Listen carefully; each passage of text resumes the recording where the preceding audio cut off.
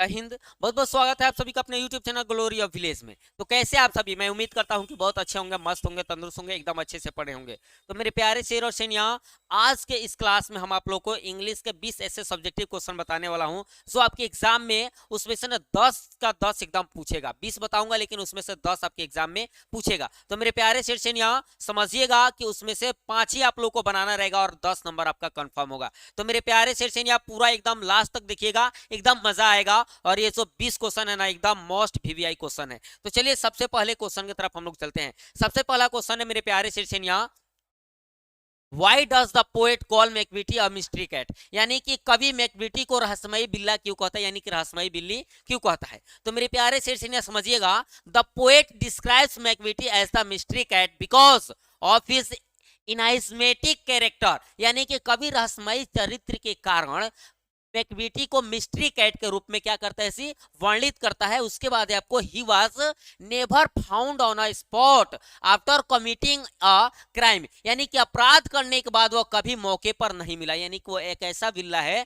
वो अपराध तो कर देता है लेकिन अपराध के मौके पर यानी कि उस पर वो नहीं मिलता है। और नहीं मिलता है क्या, वो कभी भी किसी भी मतलब कि जो क्राइम इन्वेस्टिगेशन जो करने वाले लोग हैं उनसे भी नहीं मिलता है। और यहां तक कि वो अपने पैरों के निशान तक भी नहीं छोड़ता है मेरे प्यारे शेरशेनिया। No crime agency was able to arrest that criminal cat. यानी कि उस कोई भी क्राइम एजेंसी उस आपराधिक बिल्ली को गिरफ्तार नहीं कर सकता ना। सी यहां तक कि देखिए, even one could not find his footprints. यानी कि यहां तक कि उसके जो पैरों के जो प्रिंट्स होते हैं वो भी नहीं मिल पाता है मेरे प्यारे शेरशेनिया। देखिए एकदम आपको ना मैं 20 क्वेश्चन बताऊंगा और इसमें से आपके एग्जाम में 10 क्वेश्चन पूछेगा और आपके एग्जाम में 10 का 10 उलटने वाला है। उसके बाद आपको 5 ही क्वेश्चन बनाना है और वो 5 क्वेश्चन जब बना दीजिएगा तो आपका 10 नंबर कंफर्म हो जाएगा मेरे प्यारे शेरशेनिया। तो मैं उम्मीद करता हूं कि आप पूरा का पूरा देखिएगा और पूरा एकदम आप भी एग्जाम में एकदम एक्सप्लेन करके आइएगा। तो चलिए हम लोग अगले क्वेश्चन की तरफ बढ़ते हैं। हम लोग का अगला क्वेश्चन है, where is the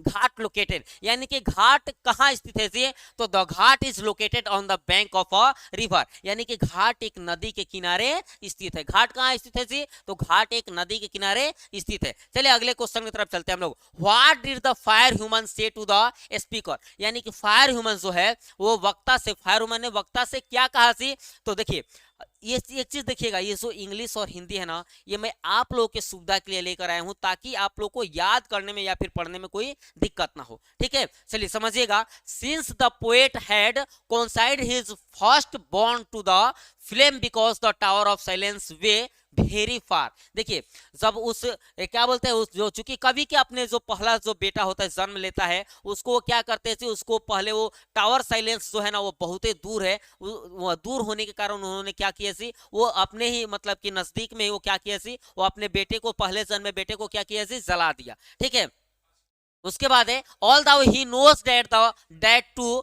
burn a dead body is an inhuman act. यानी कि हालांकि वह जानते हैं कि 100 को जलाना एक अमानवीय कृत्य है। 100 को जलाना कहने से एक अमानवीय कृत्य है। ठीक है, later he regrets why did he commit this crime. और ठीक है, बाद में उन्हें पछतावा होता है कि हमने कितना यह अपराध कर दिया ना, सी हमने एक ऐसा अपराध किया। ठीक है, उसके बाद है मेरे प्यारे शेरशेनिया, एकदम अच्छा से समझिएगा। So he takes oath to serve fire after wars. यानी कि इसलिए वो उसके बाद आग के बचाने के लिए शपथ लेते हैं। ठीक है, doing so he was pardoned by the fire human. उसके बाद ये ऐसा करने पर उन्हें फायर ह्यूमन द्वारा क्या कर दिया जाता है जी, माफ कर दिया जाता है। वो उतना गलती करते हैं, वो अपने पहले जन्म में बेटे को जला देते हैं ना सी, आग के हवाले कर देते हैं। क्योंकि टावर साइलेंस जो है वो क्या ऐसे बहुत दूर था, तो क्या करते अपने पुत्र को, अपने बेटे को आग के हवाले कर देते हैं, लेकिन फिर भी क्या किया जाता है जी, उन्हें माफ कर दिया जाता है। चलिए अगले क्वेश्चन की तरफ चलते हैं मेरे प्यारे शेरशेनिया। आप लोग का जो 20 क्वेश्चन है ना बहुत ही इंपॉर्टेंट है,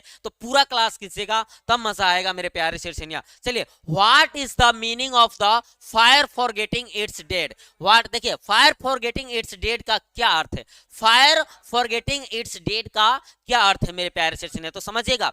When the fire does not burn the dead body entirely and leaves it half cooked, the poet says that the fire is forgetting it's dead. देखिए मेरे प्यारे सिर्सिनिया, कहने का मतलब है जब आग पूरी तरह से 100 को नहीं जलाती है, जब आग पूरी तरह से 100 को नहीं जलाती है और इसे आधा पका छोड़ देती है, तो कवि कहता है कि आग अपने मृत्यु को भूल रही है। आग अपने मृत्यु को क्या कर रही है जी? भूल रही है। Actually he saw the half cooked lambs, the half burnt fingers and the bone stops there। ठीक है, असल में उन्होंने वहां आधे पके हुए हाथ पैर, आधी जली हुई उंगलियां और हड्डी के डंठलों को देखा। जब वो जला रहे हैं उसके बाद उन्होंने देखा कि आधा हाथ जला हुआ है, आधा हड्डियां जली हुई है, आधा मतलब कि जो जितने भी बोन्स वगैरह होते हैं वो सभी डंठलों को जब वो देखे कि आधा आधा जली है, तो समझे कि क्या आग अपने मतलब कि कर्तव्य के पद से मतलब कि भाग रही है, आग पूरा उसे नहीं जला रही है। ठीक है मेरे प्यारे सिर्सिनिया, चलिए अगले क्वेश्चन की तरफ चलते हैं हम लोग। अगला क्वेश्चन है, why was the speaker in the poem proud of living in that house. यानी कि कविता में वक्ता को उस घर में रहने का गर्व क्यों था जी? कविता में जो वक्ता है ना, स्पीकर जो है, उनको उस घर में रहने पर गर्व क्यों था? तो समझिएगा, the speaker was proud of living in that house because there she received love and affection for a long time। समझिएगा मेरे प्यारे सिर्सिनिया, स्पीकर को उस घर में रहने पर गर्व था क्योंकि उस घर में उन्हें लंबे समय तक प्यार और स्नेह मिला। कहीं पे भी होता है जहां लंबे प्यार स्नेह मिलता है, वहां का मजा ही कुछ और होता है और वहां पे आदमी बहुत ही अच्छा तरीका से रहता भी है मेरे प्यारे सिर्सिनिया। उसके बाद है, the love she received in her ancestral house from her grandmothers was unmatchable and amazingly selfless। समझिएगा, उसके बाद है, दादी से अपने पैतृक घर में उन्हें जो प्यार मिला वह बेशुमार और आश्चर्यजनक रूप से निस्वार्थ जो होता है ना, निरूप स्वार्थ, उस तरह का प्यार था मेरे प्यारे सिर्सिनिया। ठीक है, कहीं पे भी वो बिना स्वार्थ के जब प्यार मिलता है ना, वो प्यार बहुत ही सराहनीय होता है और बहुत ही अच्छा होता है मेरे प्यारे सिर्सिनिया। ठीक है, मैं उम्मीद करता हूं कि इसको भी आप लोग अच्छा से समझे होंगे और बच गए 15 क्वेश्चन, वो भी आप लोग अच्छा से समझिएगा और उसमें से 10 क्वेश्चन है, 20 क्वेश्चन में से 10 क्वेश्चन आपके एग्जाम में आएगा, उसमें से आपको 5 ही बनाना है और ये 5 बनाइएगा तो आपको 10 नंबर मिलेगा और वो 10 का 10 इस वीडियो से पूरा होगा। चलिए तो मेरे प्यारे सिर्सिनिया, हम लोग अगले क्वेश्चन की तरफ चलते हैं। What happened to the house after the grandmothers died. यानी कि दादी के मरने के बाद घर का क्या हुआ? दादी जब मर गई तो घर का क्या हुआ? Many changes occurred in that house after the death of the grandmother। देखिए, दादी के मौत के बाद उस घर में कई बदलाव हुए, दादी के मौत के बाद उस घर में कई बदलाव हुए। उसके बाद है, The house withdrew into silence after the grandmothers died। यानी कि दादी के मरने के बाद वो घर खामोश हो गया। The house became dark and डिसलोट। ठीक है, घर में अंधेरा और क्या हो गया जी? उजाड़ हो गया। नहीं होता है कि उजड़ा सा चमन, उस तरह से हो गया। ठीक है मेरे प्यारे सिर्सिनिया, ये भी आपको जरूर समझ में आएगा। चलिए अगले क्वेश्चन की तरफ बढ़ते हैं हम लोग। अगला क्वेश्चन है, what was Martin Luther Kings dream.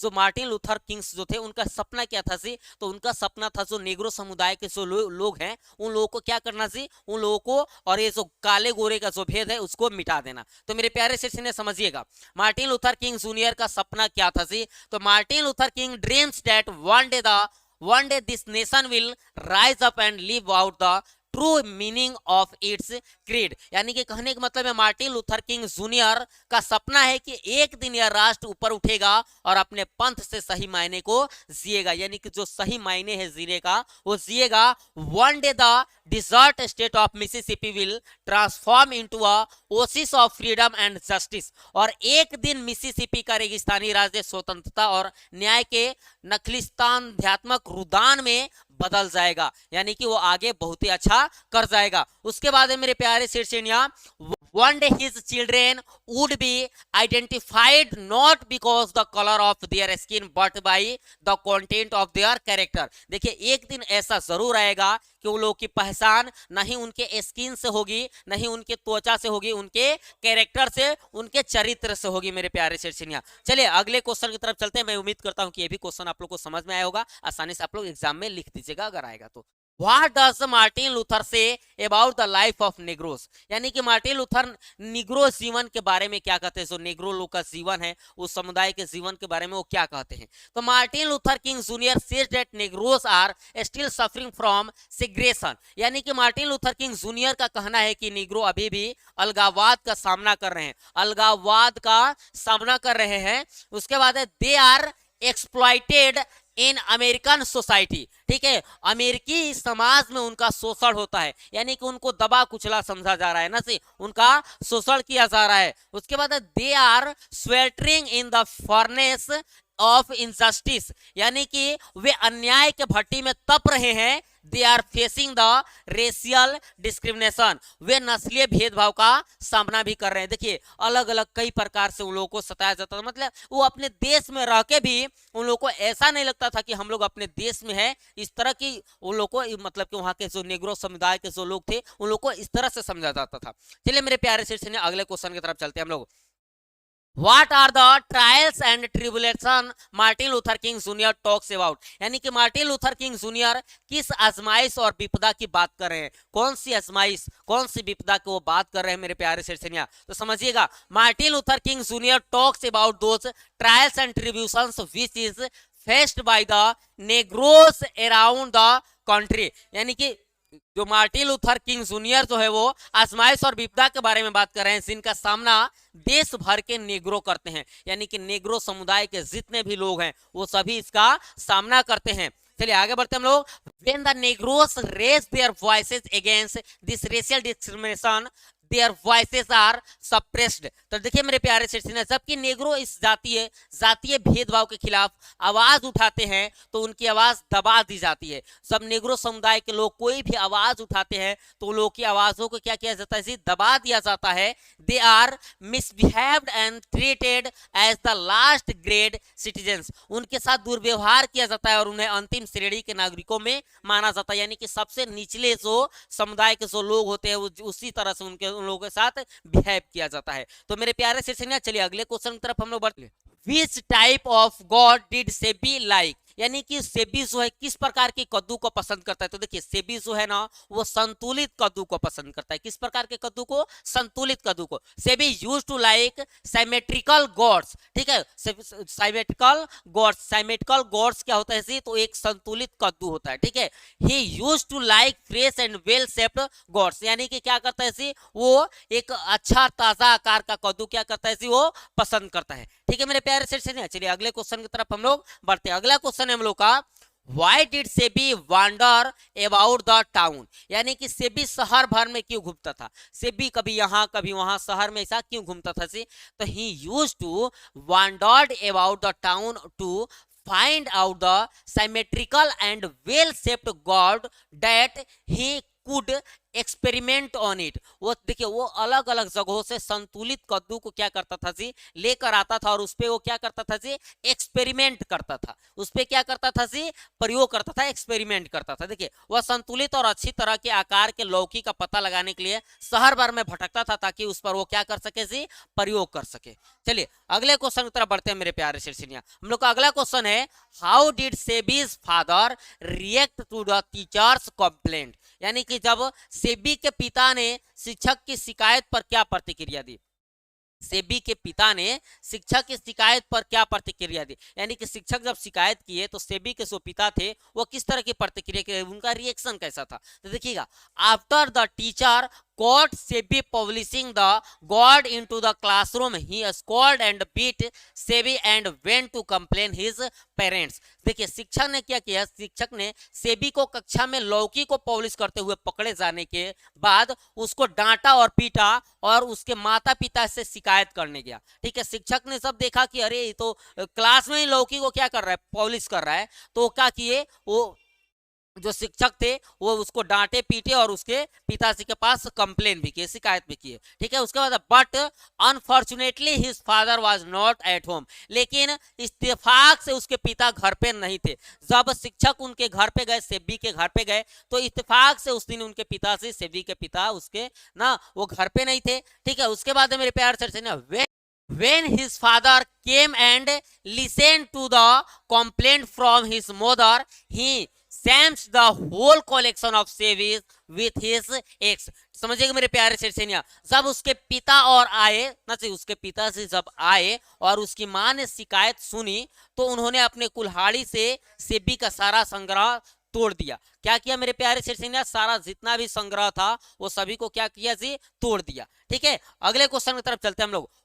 What is the reward of pregnancy for a young healthy woman? यानी कि सिलहट की एक युवा महिला के लिए गर्भावस्था का क्या इनाम है। तो देखिए, गर्भावस्था का जब कोई भी एक महिला हो गर्भावस्था में जब होती है तो उनको क्या कि मैके में थोड़ा सा समय बिताने के लिए भेज दिया जाता है ताकि बेबी जो है वो ग्रोथ कर सके। समझिएगा मेरे प्यार से सुनिए, when a young healthy woman gets pregnant as a reward, जब एक युवा सिलहटी महिला जब प्रेग्नेंट होती है गर्भावस्था में जाती है तो उन्हें इनाम क्या दिया जाता है, they go to visit her mother's home ना सी, तब वो क्या किया जाता है, उनके जो औरत के मैके भेज दिया, यानी कि माँ के घर भेज दिया जाता है। Where she spent her remaining days of pregnancy with love and fancy, यानी कि अच्छे से वहाँ पे जीवन, जो गर्भावस्था का जो जीवन होता है उसको मतलब कि स्पेंड करने के लिए भेज दिया ताकि अच्छा से स्पेंड कर सके। ठीक है, it is believed that in her first pregnancy they need a special care and security which is possible at their maternal house। यानी कि देखिए,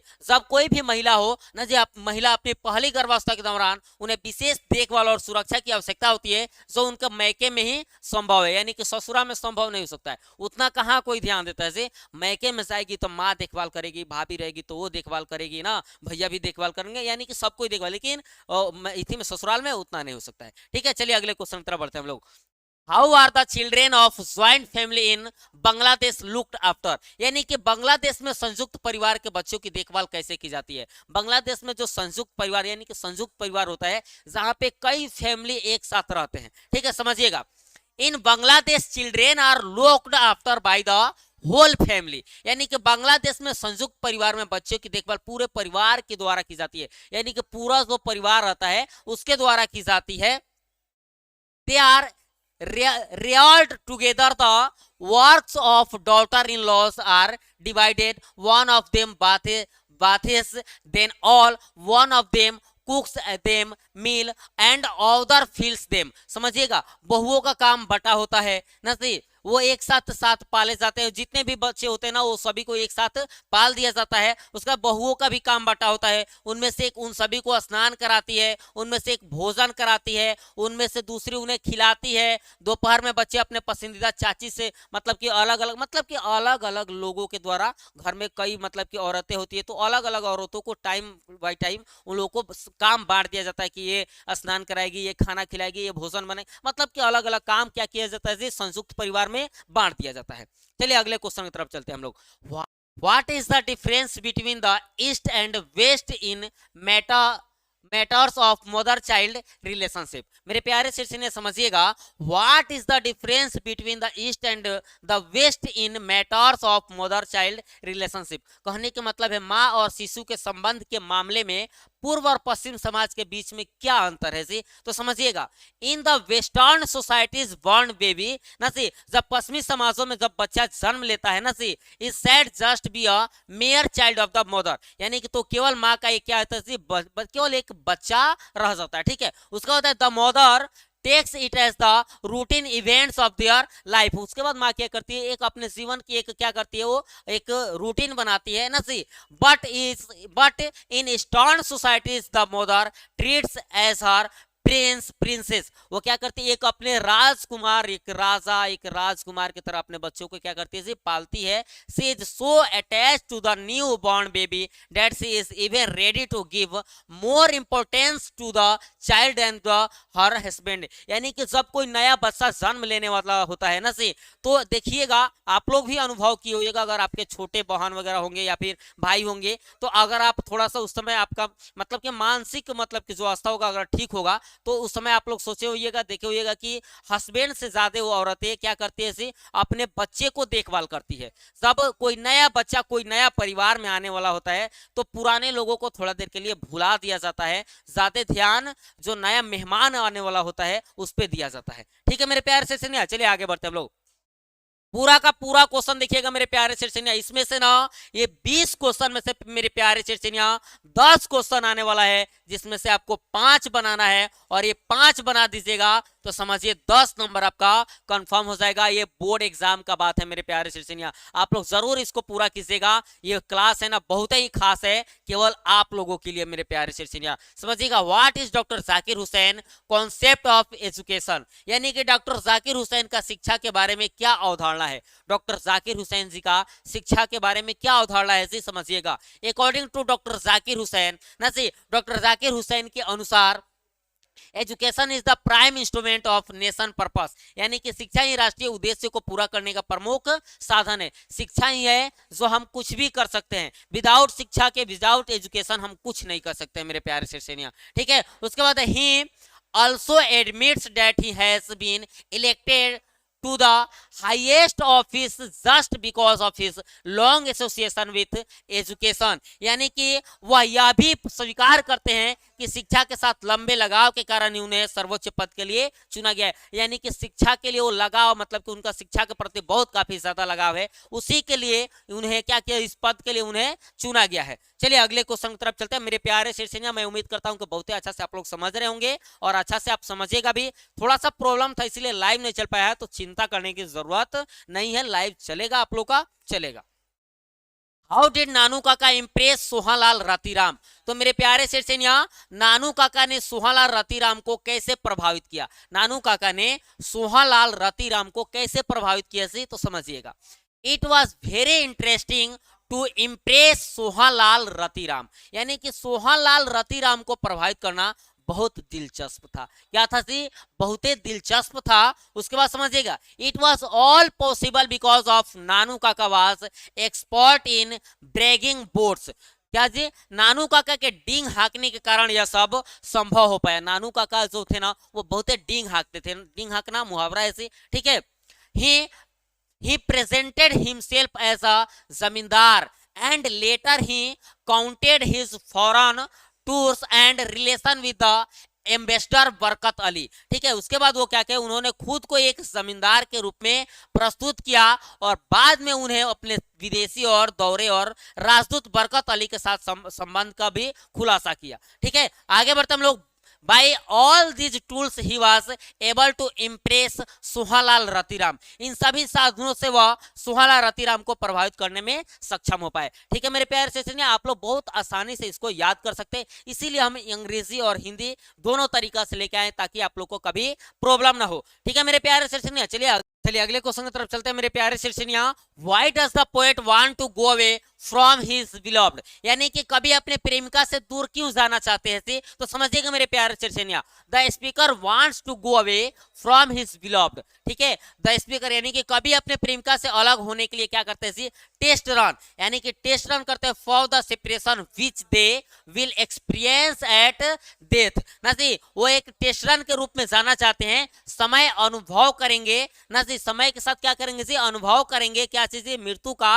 he also assures he her beloved that he is not living her because of tiredness, वो अपनी प्रेमिका को यह भी विश्वास दिलाते हैं कि वह उनसे उबे नहीं है, मतलब कि उबे नहीं है, छोड़ के नहीं जा रहे हैं। वो अपने प्रेमिका को क्या करते हैं, विश्वास दिलाते हैं कि अरे यार हम आपसे उबे नहीं है, हम आपको छोड़ के नहीं जा रहे हैं, हम लौट के आएंगे ना जी। उसके बाद क्या कहते हैं, उसके बाद कहते हैं on the other hand he talks about the certainly of death and expresses his desire to have some achievement, यानी कि कहने का मतलब है दूसरी ओर वह मृत्यु की निश्चितता के बारे में बात करते हैं और कुछ ही इच्छा भी व्यक्त करते हैं, वो अपना कुछ इच्छा भी व्यक्त करते हैं, मतलब कि हम मृत्यु के भी बात कर रहे हैं और उसके बाद कुछ इच्छा भी व्यक्त कर रहे हैं, ठीक है मेरे प्यारे शिक्षिया। मतलब कि उनकी पत्नी करे कि क्यों आप हमें छोड़ के जा रहे हैं, तो वो कहते हैं कि हम आपको छोड़ के नहीं जा रहे हैं, आपसे उबे नहीं है वो। उसके बाद वो क्या करते हैं, थोड़ा सा मृत्यु के भी बात कर लेते हैं और थोड़ी सी अपने इच्छा के भी बात कर, कहते हैं कि जैसे सूरज क्या होता है, शाम को ढल जाता है और सुबह पुनः निकलता है, उसके पास कोई इच्छा नहीं है,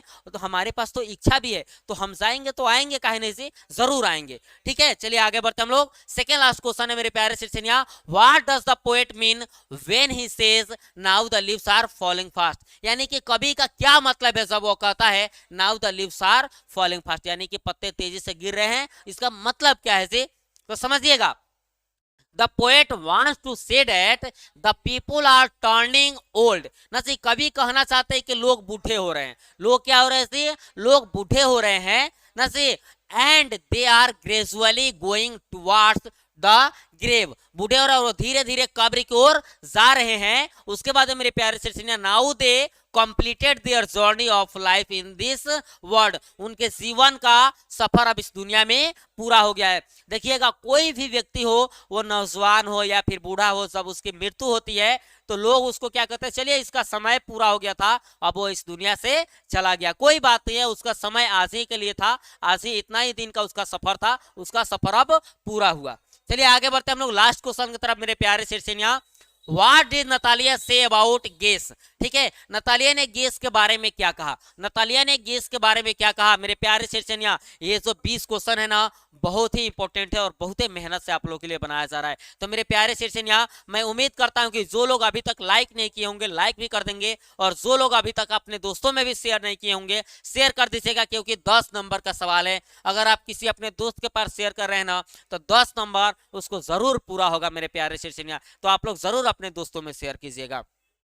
देखिए, Natalia believe that guess had become old and out to be shot, यानी कि कहने का मतलब नतालिया का मानना था कि गेस बूढ़ा हो गया था। ठीक है, गेस क्या हो गया था जी? बूढ़ा हो गया था और उसे गोली मार देनी चाहिए थी। She also claim that lip was 100 times better than a guess, उसने यह भी दावा किया कि लीप गैस से 100 गुना बेहतर था। लीप क्या था जी? गैस से 100 गुना बेहतर था। वो इतना बुरा हो गया था कि उसे गोली मार देनी चाहिए था। तो मेरे प्यारे शेरसेनिया, आप लोग दबा के एक बार शेयर भी कर दीजिएगा अपने दोस्तों में, और आप लोग अभी तक लाइक नहीं किए होंगे तो लाइक कर देंगे, क्योंकि आज का जो ये 20 क्वेश्चन है ना मेरे प्यारे शेरसेनिया, ये 20 क्वेश्चन बहुत ही काफी मायने रखते हैं। और जब ये 20 क्वेश्चन आप अच्छा से पढ़ लीजिएगा तो आपके एग्जाम में 10 क्वेश्चन जरूर लड़ेगा, और इस 10 में से आपके एग्जाम में 5 बनाना होगा। जब ये 5 बना दीजिएगा तो आपको 10 नंबर मिलेगा, और ये 10 नंबर केवल इस वीडियो से कंफर्म है। तो मेरे प्यारे शेरसेनिया,